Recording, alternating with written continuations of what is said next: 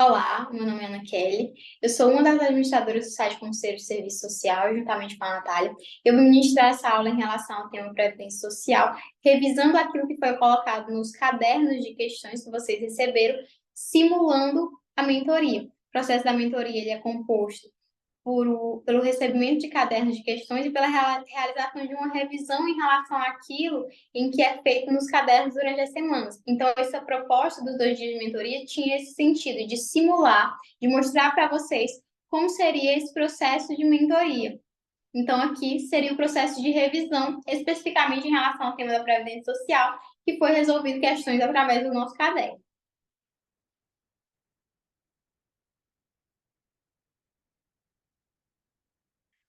Considerando os primeiros pontos que nós trabalhamos no nosso caderno, nós colocamos em relação aos princípios e diretrizes da Previdência Social. Aqui, especificamente, nós estamos trabalhando em relação aos princípios e diretrizes que estão listados na Lei nº 8.212, de 1991. E o que ela nos coloca enquanto princípios e diretrizes da Previdência Social?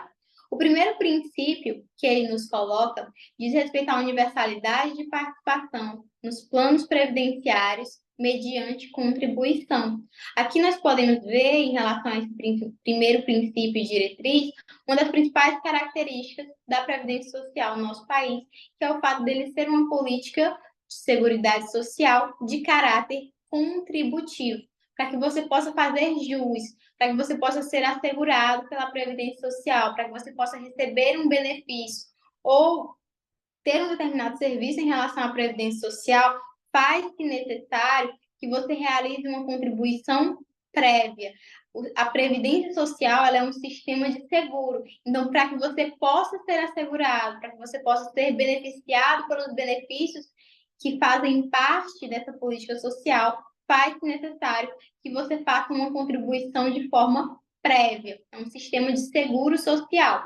Essa perspectiva da universalidade de participação nos planos previdenciários, ela é garantida na medida em que, para além das atividades de caráter remunerado, existe a possibilidade de você se filiar à Previdência Social de forma facultativa. Então, a instituição do segurado facultativo, ela foi uma forma de garantir essa perspectiva de universalidade da Previdência Social. Então, ela é universal, a pessoa ela pode vir a participar, independente de estar realizando ali uma atividade de caráter remunerado, tendo a perspectiva do segurado facultativo, mas faz-se necessário que ela realize uma contribuição.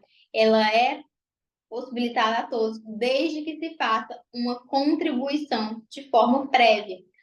O segundo princípio que nós temos em relação à Previdência Social diz respeito ao fato de que o valor de renda mensal dos benefícios substitutos do salário de contribuição ou do rendimento do trabalho não é inferior ao do salário mínimo.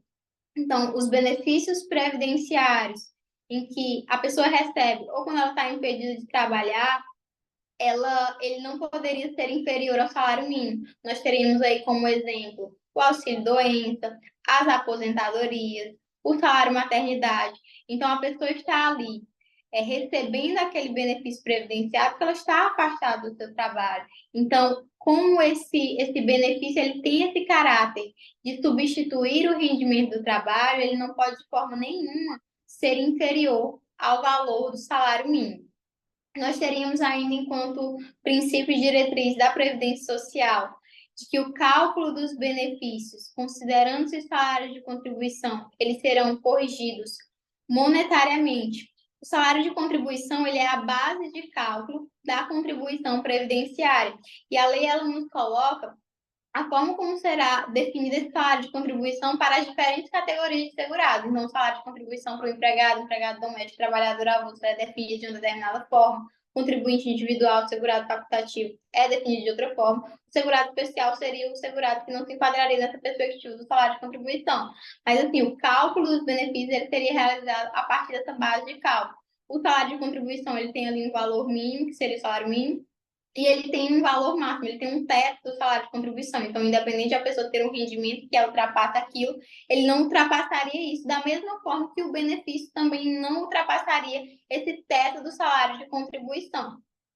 Nós temos ainda, enquanto princípio e diretriz da Previdência Social, a preservação do valor real dos benefícios, é no sentido de que ele seja reajustado de forma que ele não perca o seu poder de compra, de modo que se mantenha o poder aquisitivo. Então, é considerado a inflação do país à época, então ele é reajustado considerando a inflação para que o benefício ele não perca o seu poder aquisitivo, ele não perca o seu poder de compra, o seu valor real. Então ele tem que ser reajustado considerando isso. E por último, o último princípio diretriz que é listado na Lei 8.212 diz respeito ao fato da previdência complementar facultativa, custeada por contribuição adicional. Então, a pessoa ela pode ser ali filiada ao regime geral de previdência social, filiada obrigatoriamente de forma compulsória, mas caso ela queira complementar a sua previdência, existe a possibilidade dela pagar uma previdência complementar de caráter facultativo, e para isso ela precisa ter uma contribuição adicional. Ela faria sua contribuição à RGPS de modo normal, mas ela teria sua contribuição adicional para a Previdência Complementar Facultativa. Existem vários bancos que fazem essa Previdência Complementar Facultativa.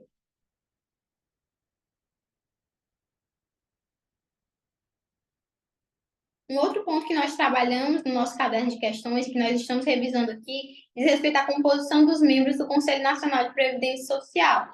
A Lei 8.213, ela nos coloca lá no artigo 3º que o Conselho Nacional de Previdência Social, ele é um órgão superior de deliberação colegiada e ele é composto por 15 membros. Desses 15 membros, 6 membros são representantes do governo federal e 9 membros são representantes da sociedade civil. Em relação aos representantes da sociedade civil, nós temos que 3 são representantes dos aposentados e dos pensionistas, 3 são representantes dos trabalhadores em atividade e 3 são representantes dos empregadores. Então, nós temos ali um total de 15, sendo 6 do governo federal e 9 representantes da sociedade civil. A Lei 8.213, ela nos coloca ainda que esses membros do Conselho Nacional de Previdência Social, eles são nomeados pelo presidente da República, os membros e os seus respectivos suplentes são nomeados pelos presidentes da República. Especificamente, em relação aos representantes da sociedade civil, a Lei 8.213, ela nos coloca que eles terão ali um mandato de 2 anos, sendo permitida uma recondução imediata.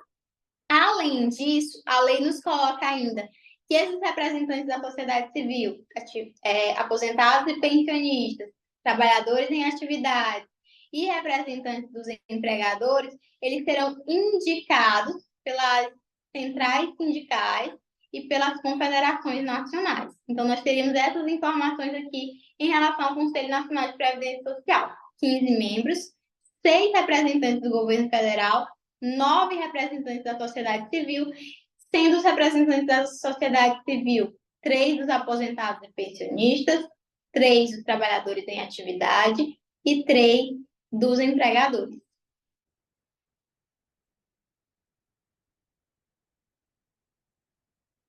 Um outro ponto que nós trabalhamos no nosso caderno de questões diz respeito às prestações previdenciárias.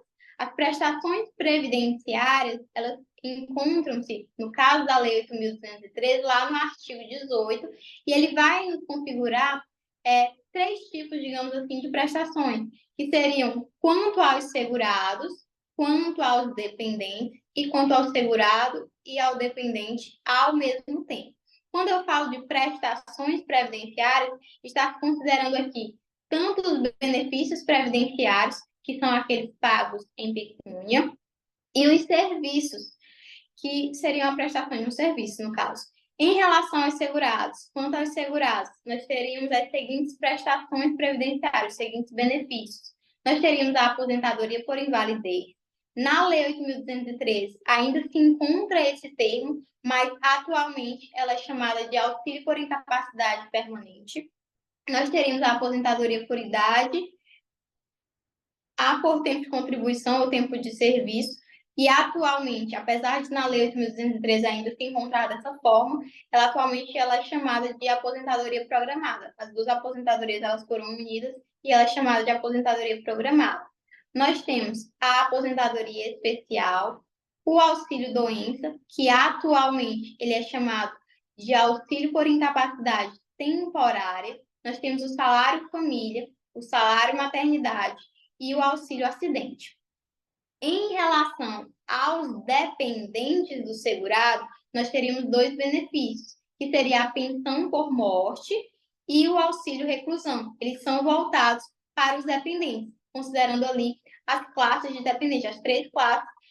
Então, ele é voltado aos dependentes. E quanto ao segurado e ao dependente, nós teríamos os serviços previdenciários, que é o serviço social e a reabilitação profissional.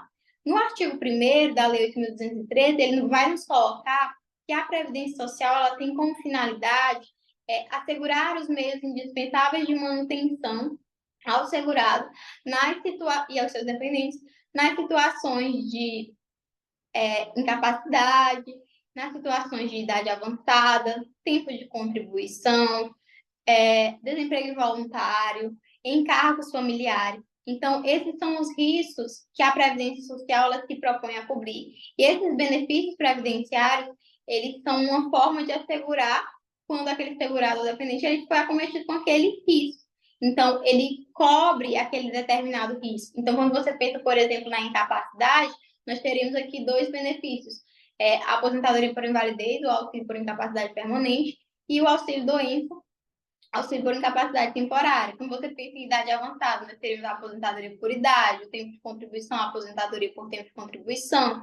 Em relação aos encargos familiares, nós teríamos, por exemplo, o salário família e o salário maternidade. Quando se coloca a morte e reclusão em relação aos dependentes, nós teríamos a pensão por morte e o auxílio reclusão. Então, são riscos que a Previdência Social ela se propõe a cobrir, então se tem um benefício correspondente. Na medida em que ela é um sistema securitário, ela se propõe a cobrir determinados riscos e ela tem um benefício para a cobertura daquele risco.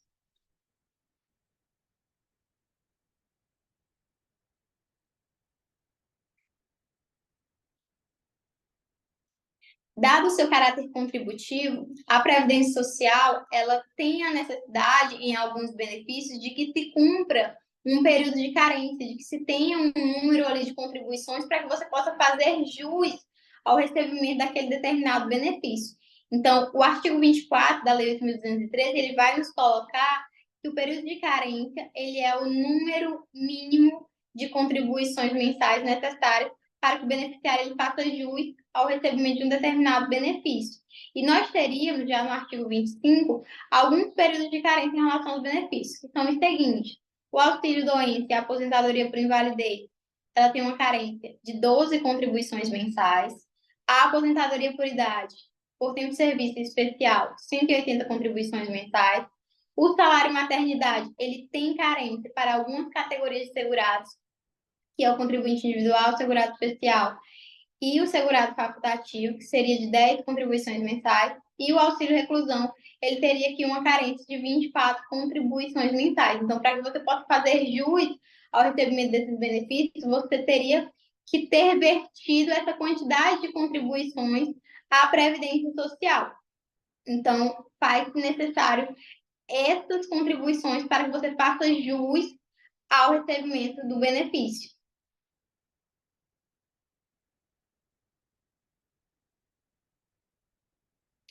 O artigo 26 da Lei 8.213, ele já vai nos colocar os benefícios que independem de carência, prestações previdenciárias que independem de carência. Você faz jus independente de comprovar um número mínimo ali de contribuições à Previdência Social. Nós temos como prestações previdenciárias que independem de carência a pensão por morte, o salário família e o auxílio acidente, eles independem de carência. O auxílio doença e a aposentadoria por invalidez, que a gente viu anteriormente que a regra geral de 12 contribuições mensais, ele comporta algumas exceções. Quais são essas exceções?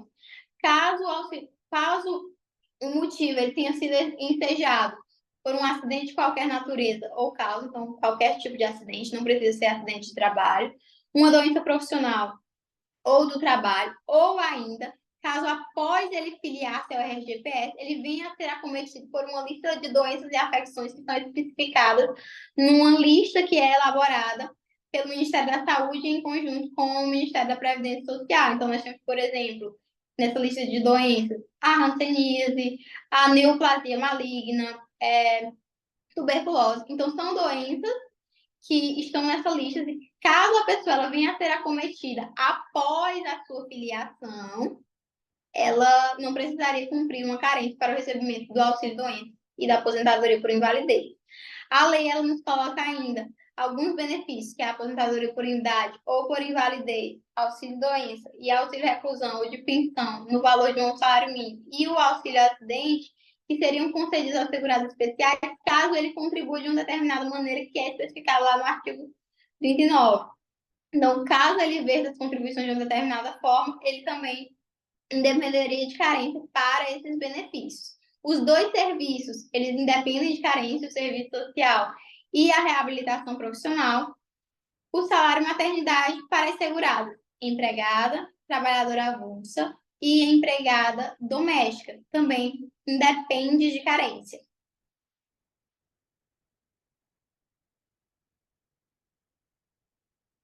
E, por fim, finalizando aqui, resumindo os períodos de carência, nós temos aqui benefícios que não possuem carência em nenhuma circunstância, que é a pensão por morte, salário família e o auxílio acidente não possuem carência em nenhuma circunstância.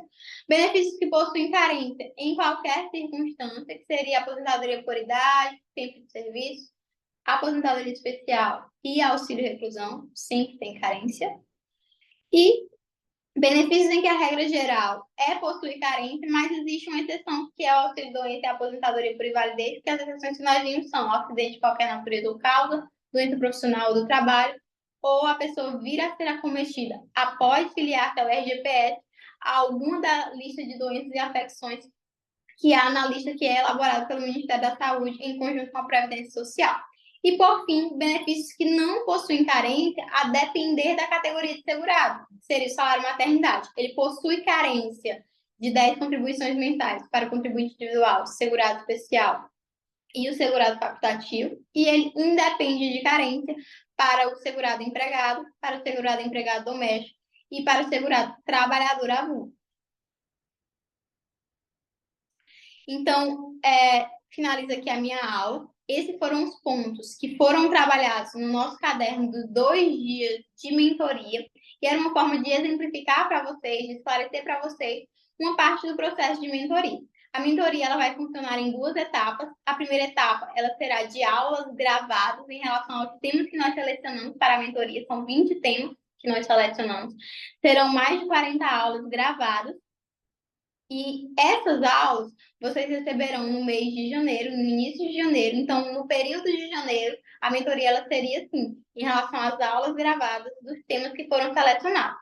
No mês de fevereiro, ocorreria a segunda etapa do processo de mentoria, seria o envio dos cadernos de questões de segunda a sexta. Cada dia é enviado um caderno em relação a um determinado tema, com 20 questões. Você recebe ainda o áudio com o comentário das questões, comentando elas de forma detalhada, e um caderno com as questões comentadas. Caderno de questões com todas as questões comentadas. Você recebe um caderno por dia. O caderno ele traz questões de um único tema. Então, durante 4 semanas, totalizando 20 cadernos, de segunda a sexta, você receberia um caderno por dia. E no final da semana, você teria uma aula de revisão, uma aula ao vivo, resumindo, sintetizando, revisando o que foi trabalhado durante a semana em relação aos cadernos. Então, eu convido vocês a fazerem parte da mentoria conosco. Ela está em promoção na nossa Black Week, Black Friday. Então, eu convido a vocês a participarem.